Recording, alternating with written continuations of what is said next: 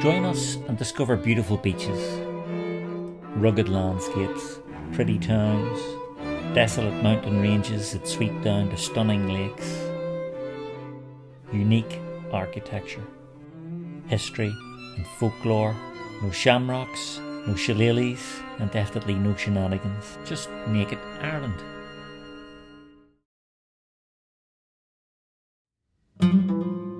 So look at this fantastic wilderness in front of us here.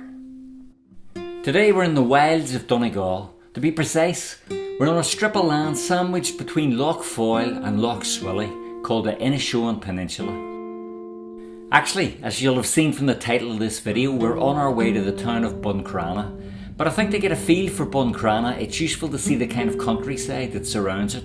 And if you're worried about those clouds up ahead, I should say that this film was shot in very early January, so under the circumstances the weather's not bad. And we start our look at Buncrana outside Buncrana Cinema. Lovely to see this old building still doing what it presumably was built to do.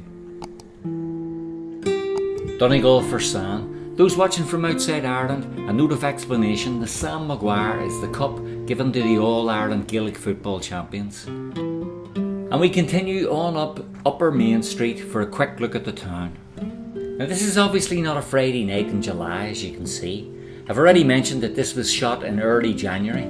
In fact, it's also Sunday morning, so I think it's safe to say that we're viewing the town at its absolute least busiest.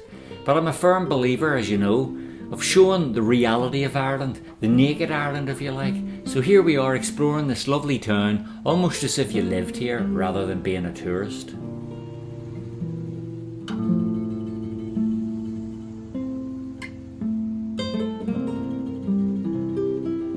And there's the amusements there to help you picture the summer crowds if that's what you want to do. You can even tell us what crack the town is in those circumstances in the comments. Buncrana has a population of just under 7,000 people, so it's pretty big by Donegal standards. It's the second largest town in Donegal, I was surprised to learn. It sits just 23 kilometres from the city of Derry.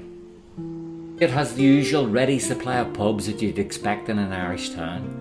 And you can see the Excelsior bar on the other side of the road now. And there's the Plaza Ballroom next to it. This is an iconic venue which featured the tour and show bands of yesteryear.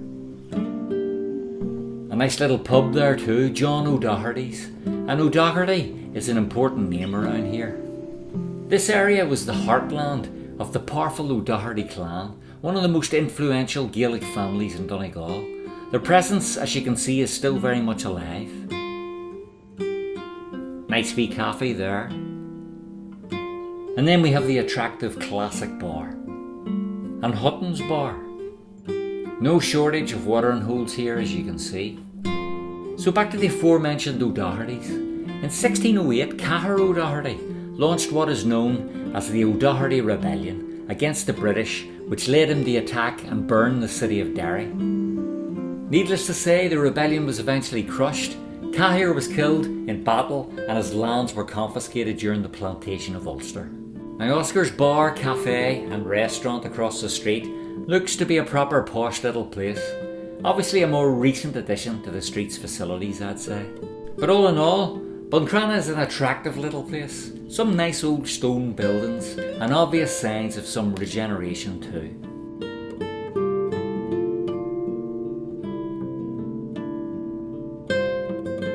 And just on the other side of the road, we can see Seamus McCallion's bar, a popular night spot with faraway pizza next door to it.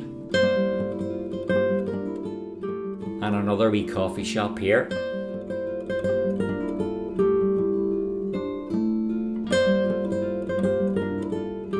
The sizeable McCallion's bar again. And again, on the other side of the road, we have the brightly painted Rodin's bar. Now, I think it would be nice to see this place bustling with people on a summer's evening. And if you find these videos useful or informative, be sure to give the film a like. And of course, don't forget to subscribe. That's very important in terms of supporting the channel. So yeah, do me a favour and hit the big red button. You can of course also share the video with friends. And you can now, I think, hype the video, whatever that means. I'm sure you'll help in any way you can. And here we have the Sherpa, Indian and Nepalese restaurant. Now look at this wee place. This tiny establishment is the Cottage Bar. So plenty of places along this street for good pints and good food. Pretty spoilt for choice actually. And speaking of pints, you probably know by now that if you want to support this channel with a small financial donation, you can buy me a pint. It's really easy. You just click on the link in the second paragraph of the description beneath this video and that'll take you straight to the donation page. Or if you're watching on a TV screen or a computer, you can simply scan the QR code appearing in the corner of your screen now on your mobile phone. Again, that'll take you straight to the donation page and all donations are so gratefully received.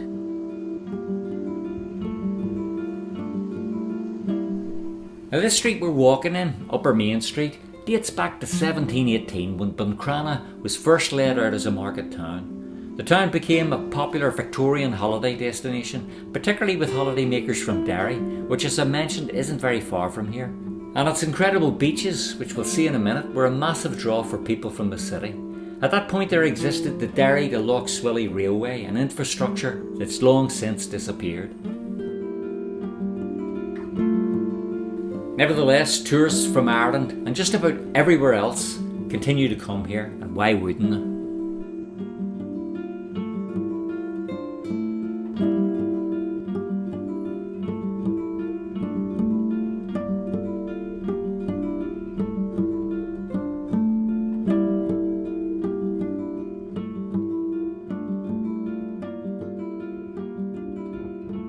Now we're now on St Mary's Road and running parallel to Upper Main Street where we were before. And here you'll find several old ecclesiastical buildings.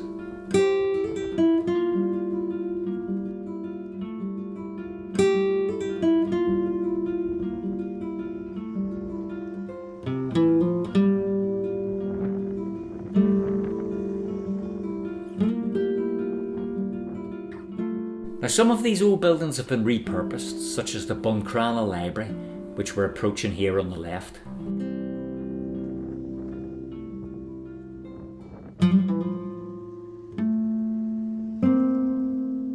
And it looks like a very sympathetic conversion.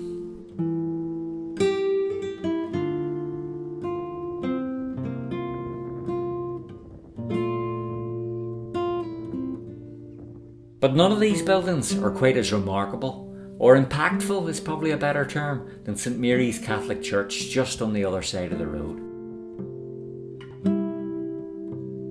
The architecture here, dating from the late 1920s, is pretty unusual I think. Not just in terms of scale, but style as well, with its portico and Corinthian entrance. Perhaps it looks a little more like a Protestant church.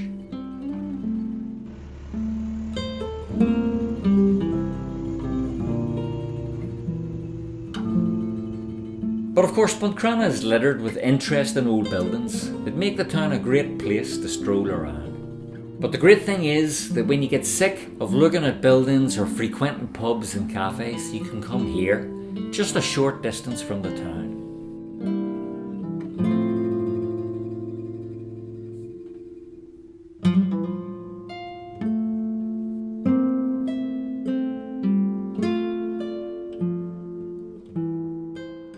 And this place is so typical of the gorgeous beaches in Donegal. And it's not just that the beach is beautiful, but that it's set in such a stunning location on Lough Swilly, looking out on the other side of the amazing peninsula.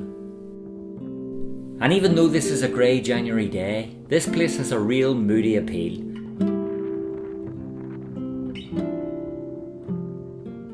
And as is so often the case, you have the whole place almost completely to yourself at this time of year. Now I'm not going to attempt to swim here in January, but you can imagine that in summertime this place would be busy with families who are visiting the town and having a lovely day out on the beach.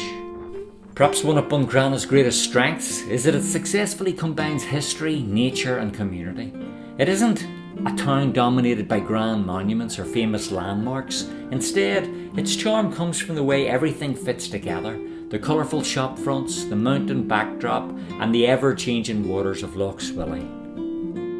Whether you're visiting for a few hours or staying for several days, Buncrana offers something increasingly valuable in today's fast-paced world: the chance to slow down, enjoy beautiful surroundings, and, above all, experience authentic Irish hospitality. And I'm now feeling suitably chilled out after my visit to Buncrana, so it's on to my next destination, and I'll see you all in the next Naked Ireland.